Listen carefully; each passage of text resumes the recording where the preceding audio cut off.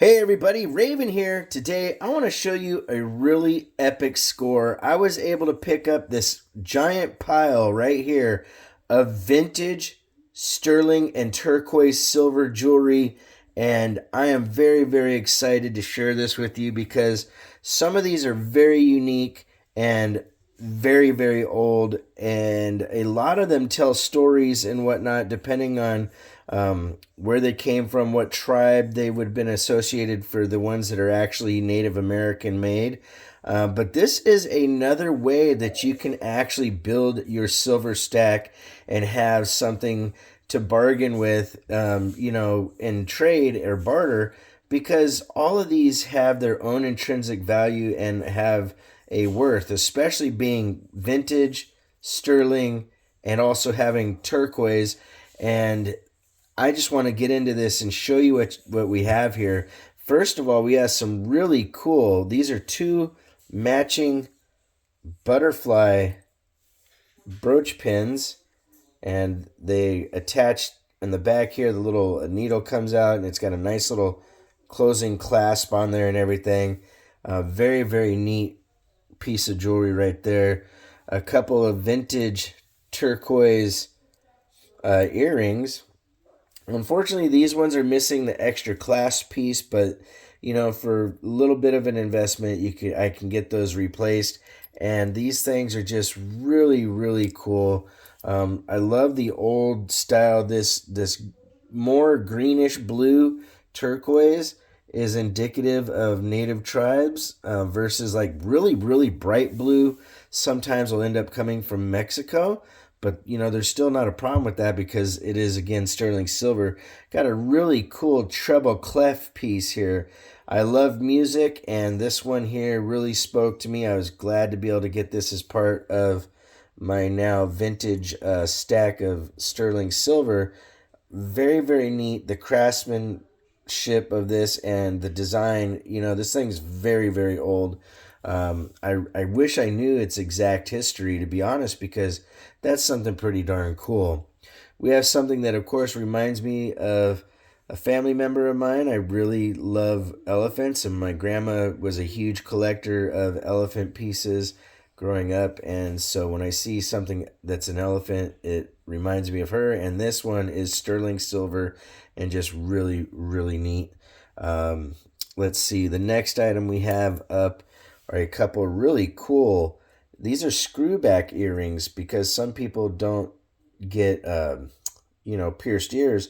And this style is really old, the way they did this. And so this would screw back onto the ear. And very neat set right there. Let's see here. We have more than a couple of kids' rings here. And some of these I got because, I got little ones. This one has the Thunderbird on it and is a really nice, solid little sterling silver piece. If it's something that I could actually wear it as a pinky ring if I was into pinky rings, but more than likely that'll go to my little man. We have some really cool vintage. I mean, these are super old. You can tell by the patina that's on them and how dark they are. They haven't been antiqued or anything. This is actual wear and, being around for so long over the years, building up that patina, so to speak. That it's a nice way for saying kind of dirty, but but in a good way.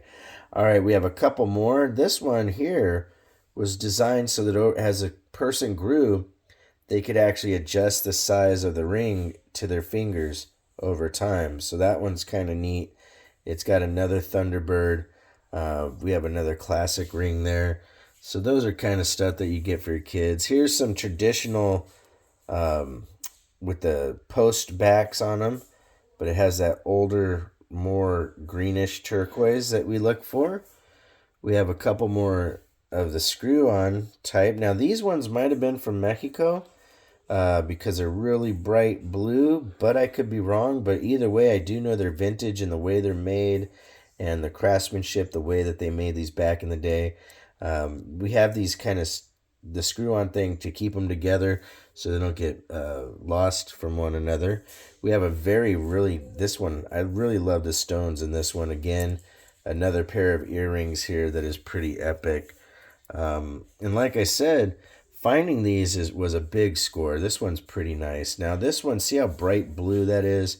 There's a good chance that that one was from Mexico, but you know, a lot of stuff that's from the Southwest down into Mexico, Arizona, and parts of Texas could still have that bright blue stone, but a lot of times it's this more of a greenish turquoise that you'll see with Native American jewelry. That's a really nice old stone there. I got a lot of bracelets here.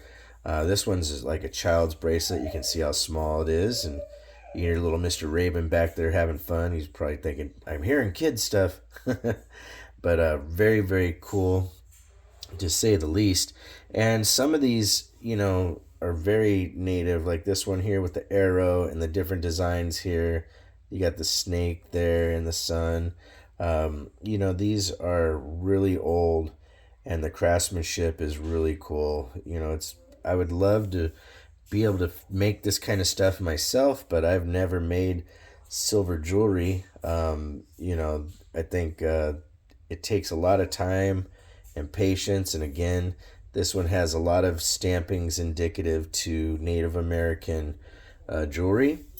And here's one that's really cool. That stone is super old, and the bracelet itself is just gorgeous. A lot of cool markings. Again, you have like the little dude, the arrow. I forgot what that symbol's about. Then you have the sun. Some of the symbols are going to be repeated because they're made by different tribes, and certain tribes use a lot of the same symbolage. This one here is a gorgeous little turtle bracelet, and this one's definitely native. A lot of native tribes have a creation story. Ours as well has one about a turtle. So turtle is very important. We have another very nice bracelet. Matter of fact, the rest of these I'm just going to kind of show you guys. Like here's one that's got the Thunderbird on multiple spots.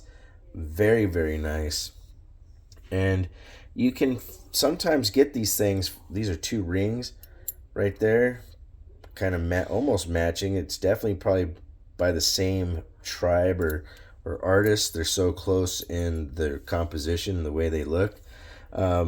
You can do really well finding some of these items because some people honestly just don't know what they have, and some of these are actually worth quite a bit of money because their age and their authenticity, and of course because they are made out of silver. That's going to have a certain amount of value to it as well.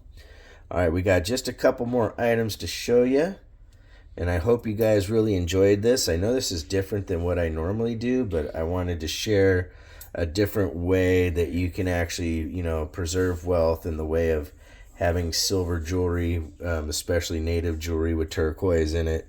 We have another butterfly. This one's a little bit bigger. Same thing. It's a brooch pin, and I would actually put that with those over there. Another set of cool old school earrings. Now, some of these, you know, jewelry pieces are a little bit dated, and it might be something that isn't going to be something somebody wants to wear, but hey, you never know. This one's a cool bear claw. This is actually a keychain, and I thought that was pretty neat. All right, if you want to correspond, it's ravenhawkcoins@gmail.com. Our P.O. Box is 721-296, Norman, Oklahoma, 73070. Like always, make sure to take care of one another. We'll see you real soon. Ravenhawk Coins, have a great day.